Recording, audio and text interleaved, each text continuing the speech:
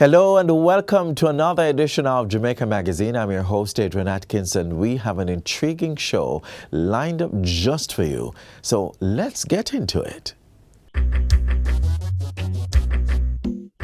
Nutritious food, succulent dishes, superior workmanship, and excellent service. Jamaica is on the go. Let's grow what we eat and eat what we grow. Let's harness the indomitable spirit of our most valued resource, our people. Let's support our local businesses. After all, buying Jamaican means building Jamaica. Original.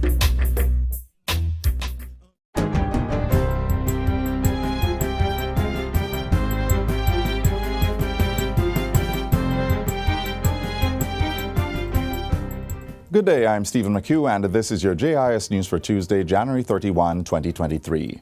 On Monday, the Ministry of Transport rolled out the first public passenger battery electric bus within the Jamaica Urban Transit Company, JUTC.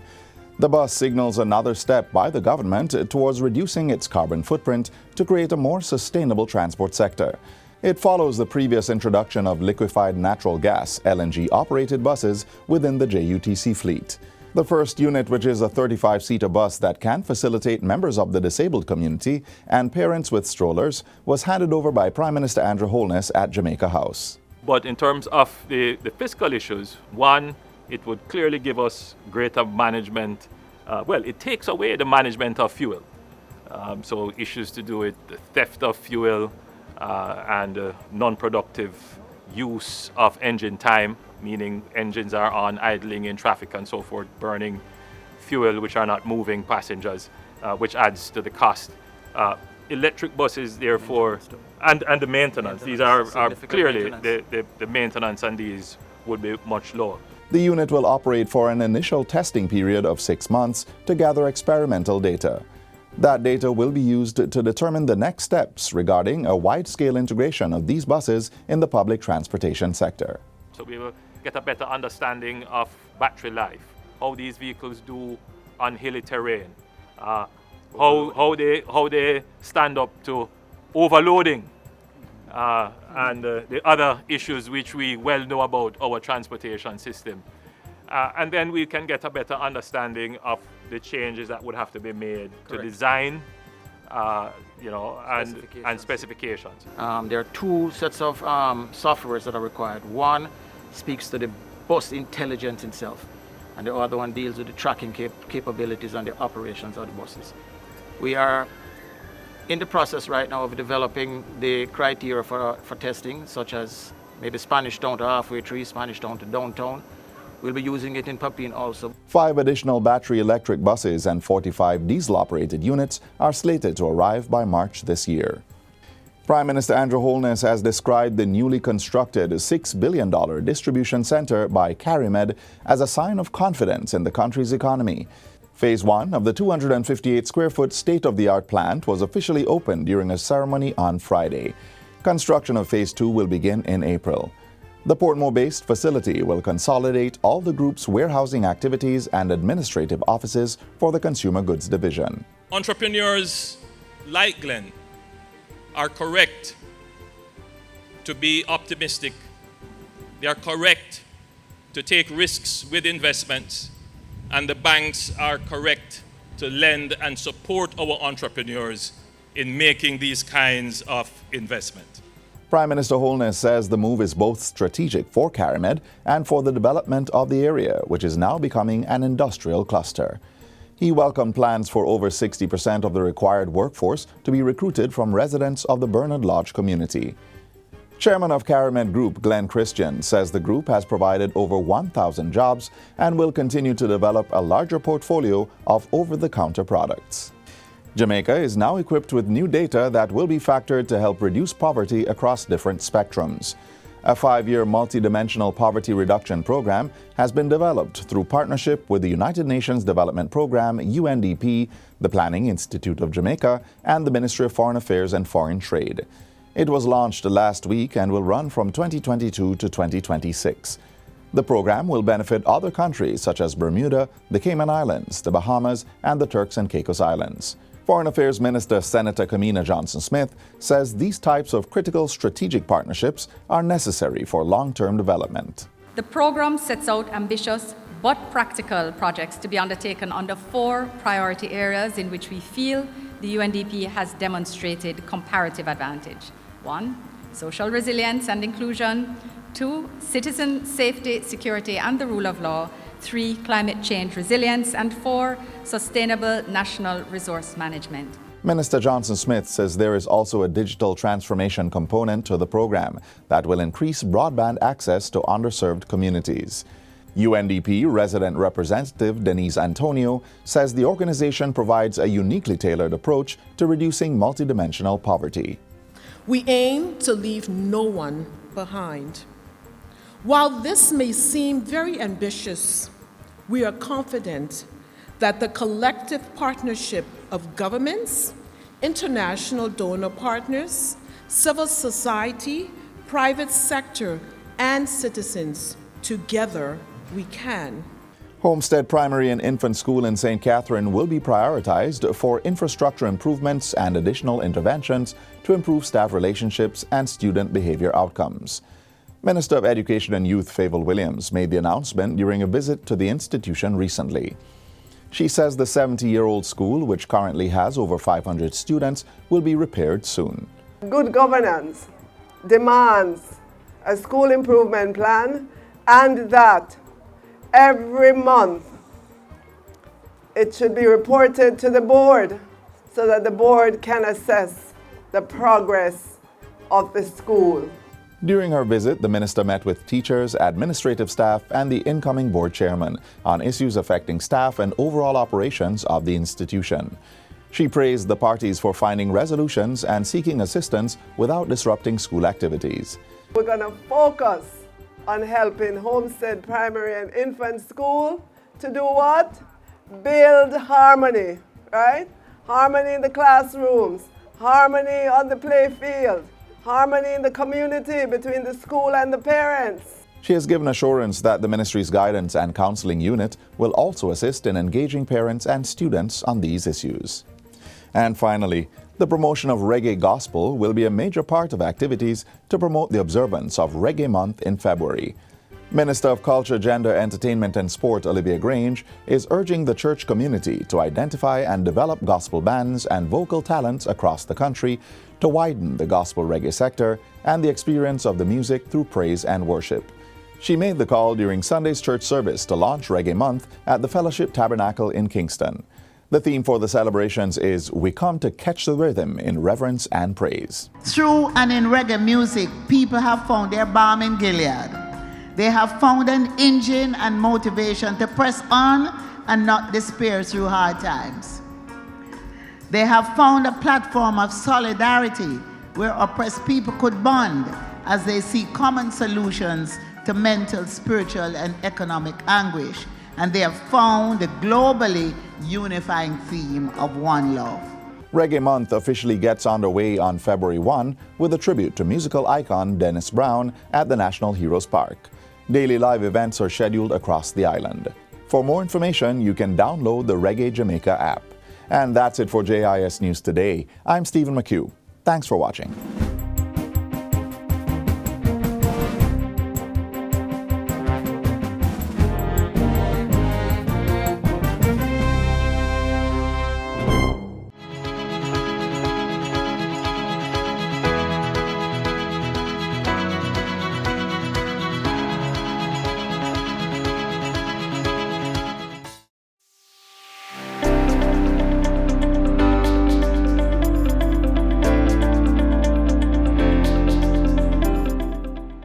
My fellow Jamaicans, as of February 1, 2023, we will begin the phased implementation of the new Road Traffic Act 2018 and the Road Traffic Regulations 2022. This new law aims to, among other things, better regulate the use of our roads, while at the same time ensure safety of motorists, pedestrians, and other road users. Overall, the new law is aimed at ensuring that Jamaicans and visitors arrive alive. I want to emphasize that this law is not about collecting revenue for more tickets or punishing motorists. This law is aimed at promoting a new culture of safety as we traverse our nation's streets. Most Jamaicans who receive traffic tickets pay them. In fact, over 70% pay them in the prescribed time. However, there are still individuals who have unresolved traffic tickets. As of December 2022, there are 45 Jamaicans driving around with over 500 outstanding traffic tickets, and 1,173 others each have between 100 and 499 outstanding tickets. This should have never been the case, and this government is taking steps to ensure that the current situation does not continue. The government has listed stakeholders who moved to avoid over 1 million traffic tickets before February 1, 2018, and to remove all demerit points assigned as of January 31, 2023 to allow us to start the system afresh. The new act will be supported by an enhanced digital traffic ticketing management system that will make it easier for law enforcement to issue tickets for traffic offenses. This enhanced system will make it easier for drivers to keep track of their tickets and pay them in a timely manner. Motorists will now have 30 days to pay their tickets, which is more than the 21 days in the previous law. Additionally, the act will require drivers to always have a valid driver's license on them while operating a vehicle. This will not only make it easier for law enforcement to detect and punish those who are driving without a license, but will also help to ensure that only qualified drivers are on the road. The Act includes several other provisions to increase safety on the roads. It will be an offense to use a handheld device while driving. Increased penalties for failing to obey traffic lights, loud noises within these silent zones, failing to wear a protective helmet, and failing to stop at pedestrian crossing. Motorcycle crashes are the single largest cause of fatality on our roads, 30% of all deaths over the last 2 years. Under the new law, motorcyclists must undergo proper training and certification before they are allowed to ride on the country roads. Operating motorcycles will only a learner's permit will no longer be permitted. A motorcyclist must have his protective helmet, and noise levels from bikes should be kept within the set limit. The police will be working with the motorcyclists over the next 3 months to ensure compliance. This act will also have an updated demerit system, which will allow for the Island Traffic Authority to suspend a driver's license upon the accumulation of a set number of demerit points. On the other hand, good drivers will be rewarded. If after 15 months a driver has accumulated demerit points that are less than those required for suspension of the license, then the points will expire and the record cleared. Owners of motor vehicles will no longer be able to avoid the responsibility of ensuring that their motor vehicles are being operated by responsible persons who adhere to public order on our roads. Owners will now be held liable in relation to infraction of their motor cars. We expect to roll out electronic monitoring and enforcement this year, and we utilize assets like Jamaica Eye to assist us in maintaining order on our roads. 750 electronic devices and printers have been procured and are being distributed island-wide and will be operational come February 1. I want to encourage all motorists to continue to clear any outstanding tickets you may have after January 31, 2023. As is customary, the courts will adjudicate on matters that have missed their assigned court dates. Email your outstanding ticket results to us customerservice@cad.gov.jm, where the courts have implemented a system to assist many Jamaicans who have been the victims of reckless drives on our roads. Under this new law, we will restore rule of law, order, and decency on our roads. We urge compliance, and we ask all law-abiding citizens to support this new initiative, which is aimed at protecting us all. God bless you and have a safe journey.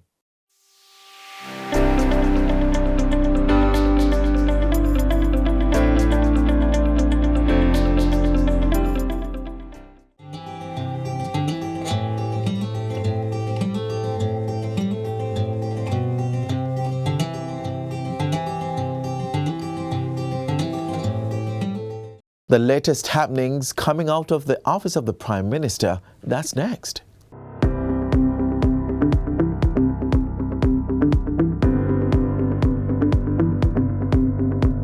Prime Minister Holness clears the air on his standing with SSL, launches a $37 million ship repair facility, and hands over keys to 3-bedroom unit in Rosemary Castle, St. Catherine. You're watching Jamaica House Weekly. I'm Anthony Morgan.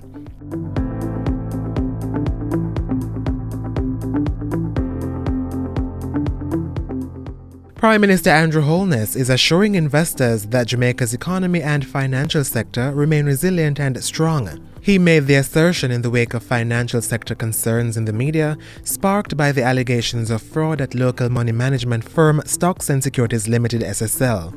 The Prime Minister says Jamaica's record of fiscal responsibility and commitment to economic resilience continue to encourage an optimistic outlook. According to Mr. Holness, the local financial market is a national asset and a regional leader, which gives Jamaica a competitive advantage that must be protected at all costs.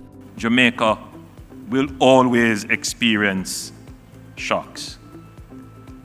And therefore, it is important for us to build buffers for shocks.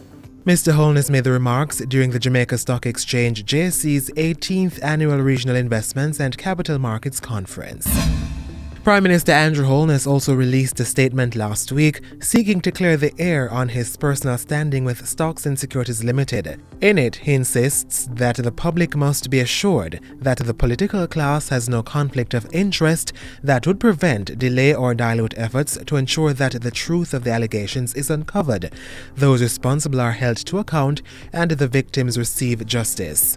In that regard, Mr. Holness says he holds no funds with SSL and has not done business with the firm since September 2021, when his accounts were liquidated and closed upon his instructions. He also refuted claims of having ever borrowed or received any form of credit facility from SSL. The Prime Minister is urging members of the public to seek verified information before forming opinions, especially regarding financial matters. The fundamentals of information literacy requires that you check sources, that you verify against sources that are credible before you allow it to form your opinion. On Tuesday, Prime Minister Holness was present at the launch of a $37 million ship repair facility along the Sir Florizel Glaspole stretch of the Kingston Harbour. The German Ship Repair Jamaica GSRJ Shipyard project is a partnership with co-financier Sagicor Group and other local entities. There are also three major foreign shipping industry partners, Harron & Partners Limited and Kloska Group, both from Germany, as well as Hatsan Shipyard from Turkey. The first phase includes a floating dry dock, steel fabrication and engine workshops. Mr. Holness says the project is a significant investment poised to bring more economic growth and job creation to the country. With the investments that are being made in improving Kingston as a logistics hub, we are certain that we have now closed one of the major gaps that has existed, and that more ships that are passing through the region will be inclined to come to Jamaica. The repair shipyard will provide mechanical, electrical, electronic and hydraulic services. The facility is expected to draw customers from the 3,000 commercial vessels that visit Jamaica's ports annually. Completion is expected by October this year. And before closing out the week, the Prime Minister handed over the keys of a 3-bedroom unit in Rosemary Castle, St. Catherine. Movita Clark, a 3-time stroke survivor, received the unit as part of government's new social housing program NSHP. The St. Catherine resident says the $6.5 million house signals a fresh start for her family. We just want to tell everyone thanks. Thanks from the bottom of my heart.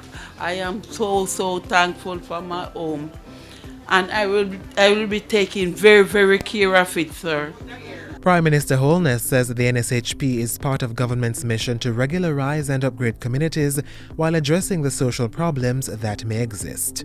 We do have an urban renewal element of the Ministry of Housing, where we look at replacing some of these zinc fences and improving the aesthetic and the visual quality that we see in the community. So we'll do some work on that.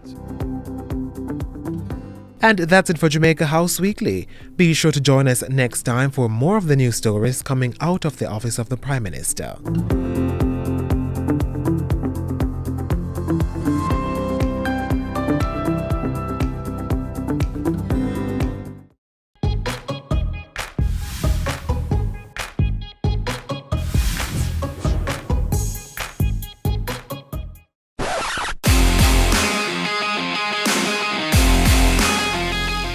that is good.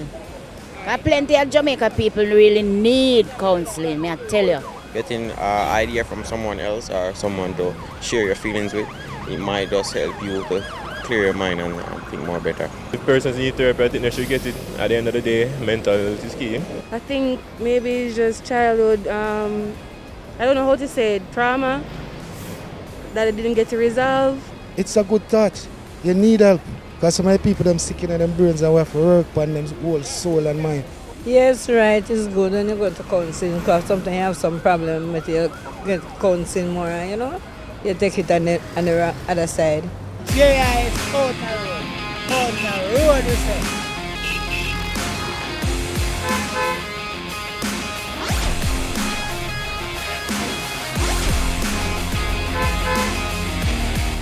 Really helpful, to be honest, because most persons can deal with them situation by themselves and a lot of persons overthink, you know.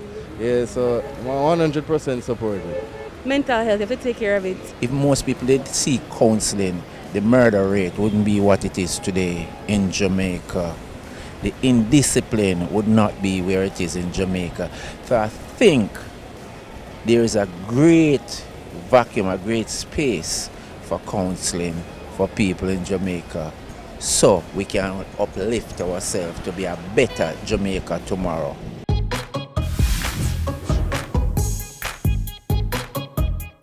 We all need a little help sometimes, and it's okay to seek counseling when and if needed.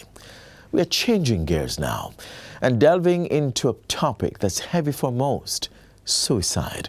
Since the start of 2023, we've been forced to deal with several cases of this horrendous problem.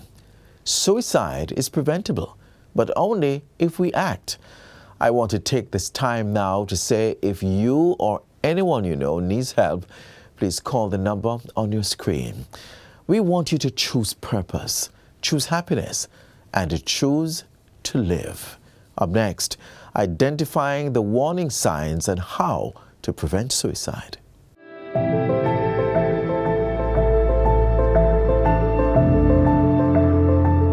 It can be challenging for some people to ask for help, even when it's just what is needed. And this is exactly why we should learn to listen, even when a person isn't talking.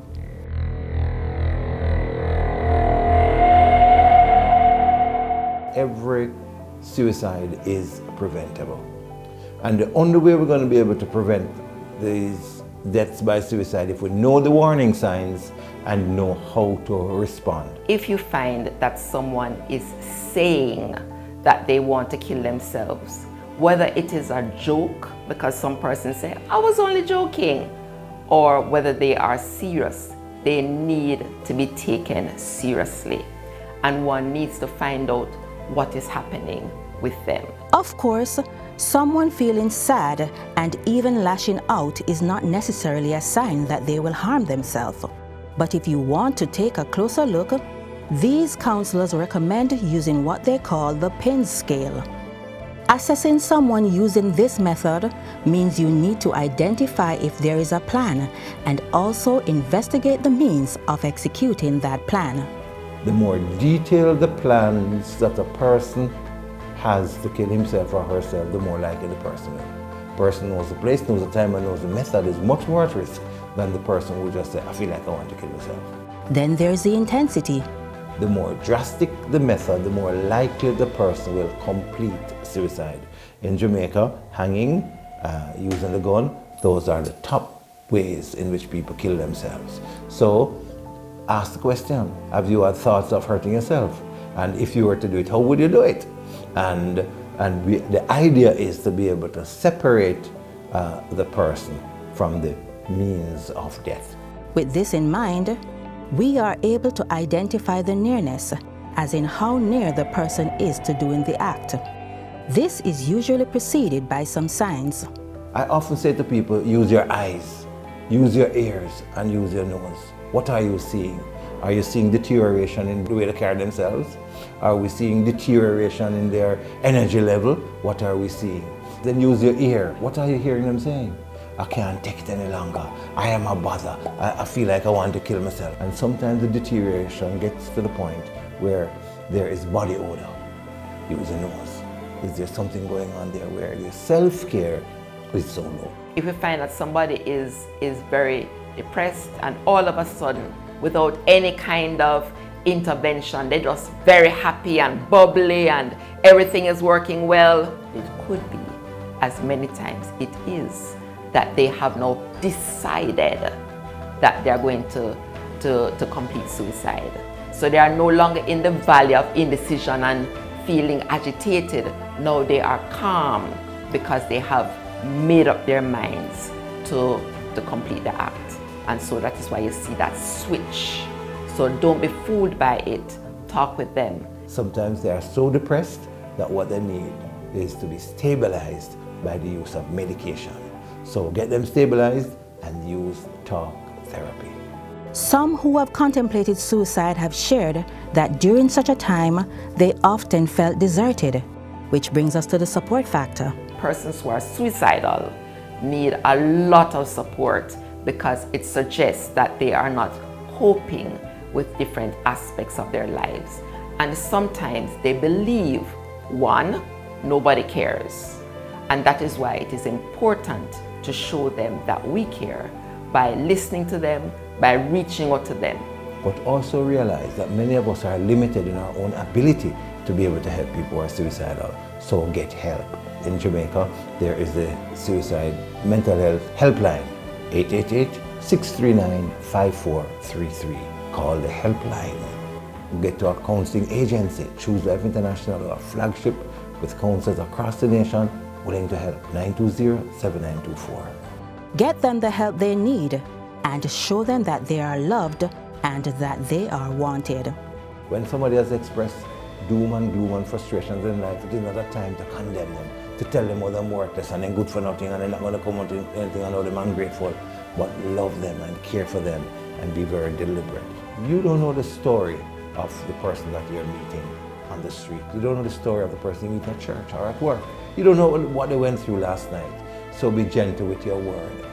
Be willing to speak life over them. Be positive with them.